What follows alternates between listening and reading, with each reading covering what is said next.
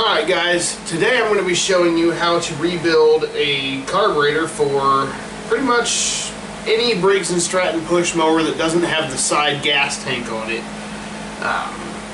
This is your standard style that you'd see on a lot of Toros or Craftsman's. Gosh, some of the Polon Pros, a whole bunch of them. Most of them will have this style if you haven't purchased one of those horrible ones that have the left side plastic carburetor yet. Those things they're just a joke. But if you have one of these and it's just not running right, if the RPMs are surging up and down, if it's leaking gas everywhere, or if it's not leaking gas but it's acting like it's running out of gas when you just filled it up, like it'll run for 2-3 minutes and then just start bogging down like it's running out of gas and die, I'm going to show you how to fix all of those problems. I've already taken this off the mower because, I mean, it's really just 2 bolts and a linkage and a spring, so I mean, that's pretty easy. I've gone ahead and cleaned it up, so I'm saving time right there. I've loosened the bottom jet, so I'm going to go ahead and I'm going to pull that off. And you're going to want to make sure that this thing's cleaned out. You find yourself a fine piece of wire, whatever, make sure you spray carb cleaner through it. All the little tiny holes and ports and that need to be cleaned. We can actually get a good shot of that. There's one on the end and then there's one on either side of it. So those need to be cleaned. This is the main reason why the bowl itself was leaking underneath, is the gasket for the jet is just no more. It's done. And then we pull off the bowl and you got a pin right here. You can push it either way, but what you want to do is pull that pin out, set it aside, pick up on your float, and what will happen is your needle will fall out. When you got a needle and seat, it's a conical valve. So every time the float goes up inside the carburetor, it pushes the conical valve up into the seat, shutting off the flow of fuel. So this looks okay. It's got a metal tip. It's not worn out, but if the kit comes with one, I'm going to put it back in. And for future reference, the float has this slot on the bottom. This tab on the needle slides right in there, so when you go to put it back together, that's how that's done. Here's another reason why this carburetor was failing.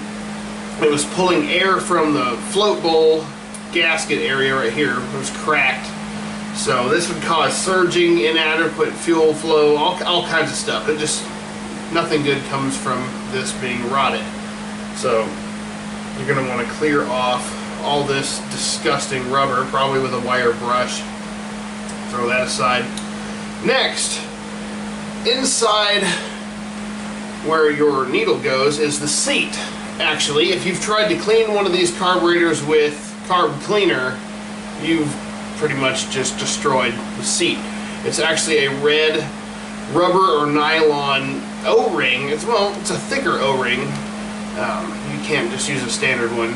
And what will happen is it'll swell up real bad and it won't let fuel go through it anymore. So what we need to do is we need to get that out. I can tell right now this one is swollen shut. So the previous owner of this mower has tried to clean it. And how I like to get them out is I will put a couple drops of fine oil down in there. I've just got some silicone from DuPont. And I will go down here. And what the objective is, you want to peel up the edges of that thing to get oil underneath it to break its seal to the rubber, because it's been in there for years and it's baked into place. So we're going to want to push on that thing and bend it and flex it away from the walls. Anything you can do to get oil down the side of it, and then it should pop right out. And if it doesn't, you can actually take your air compressor, blow air right here, and it should fire that little dude right out, and then just don't worry about it. Now, I don't know if you're going to be able to see this, but that thing is pretty dang destroyed.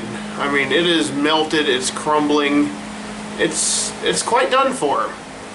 So it's actually making crumbs as I'm holding it. So I am going to make sure every little last piece is out of there.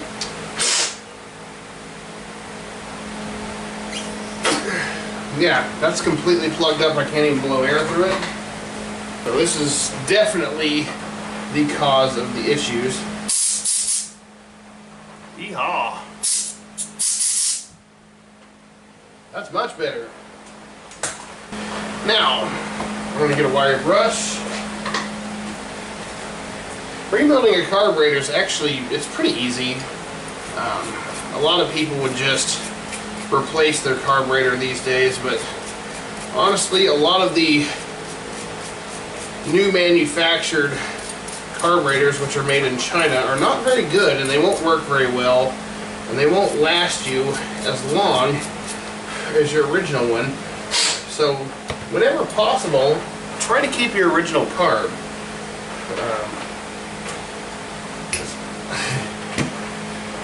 You'll have a real hard time finding one like it. Now what I did was I went to my local lawnmower shop with the model number and everything of the mower, and they gave me a carb kit. This was probably not the cheapest carb kit I've ever purchased, but it was about 19 bucks. Make sure we get every last little piece out, including, that is the new seat for the needle. I do not want to lose that little guy.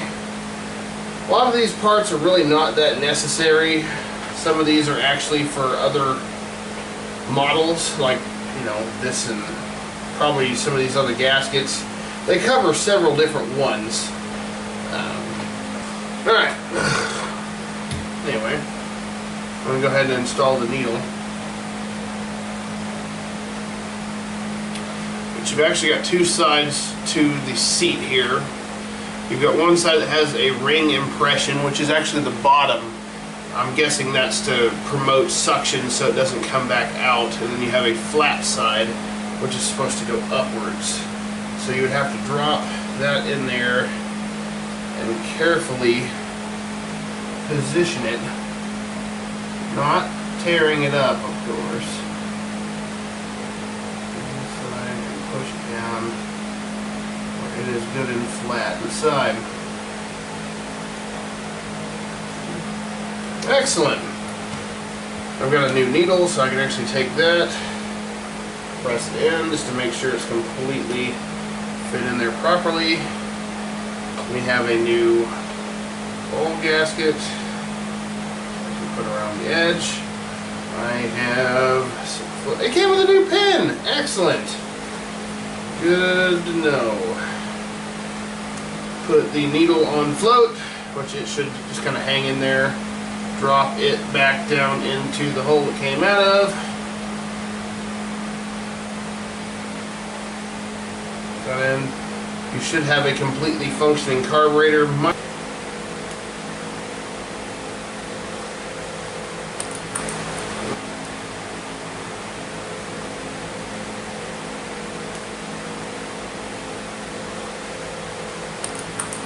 Okay.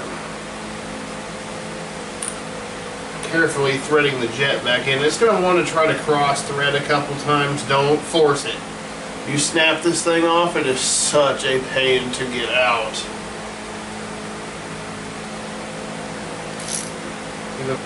There's that. You just snug it down. You don't really crank it down because this thing's brass and it'll snap really easily. So make sure both your gasket surfaces are clean. I've actually got a Scotch-Brite on a drill, which I kind of just cleaned it all off, all the extra paper and dirt, and flattened it out best I could. Not to mention the last guy that had this really beat up the gasket surface, so I needed some drastic measures to level them back out. So this air box did not have the gasket on it that I needed.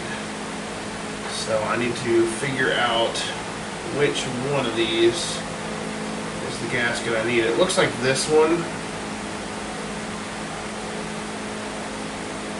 Yeah, it's this one. So it would go on just like that. So just like that. Bam! Alright, well, let's get this thing back on the lawnmower and see how it works. Alright guys, I have the carburetor all reinstalled. Before rebuilding the carburetor, this thing ran like absolute crap, and after about a minute it would act like it was running out of gas and it would die. So let's see if we can get it to start. Primer it a few times. I don't know if the primer is working or not, so hopefully it is.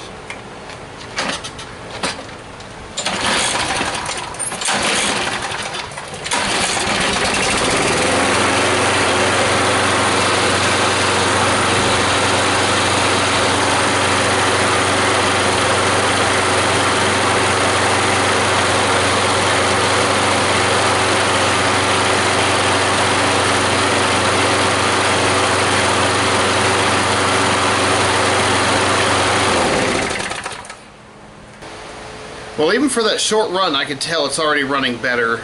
Before it took about 15 pulls to get it to start. This time, you know, only, what, 3, 4? That's nothing. That's a lot better. So, a simple carb kit and a little bit of time, you can get your mower running a lot better and hopefully save yourself some money, because I've seen a lot of people throw out their lawnmower and go buy another one over something as simple as a carburetor kit. It's not that hard to put them in. Hopefully this video was able to help somebody out. If it did, give me a like, hit that subscribe button, and I'll see you guys next time. Thanks for watching.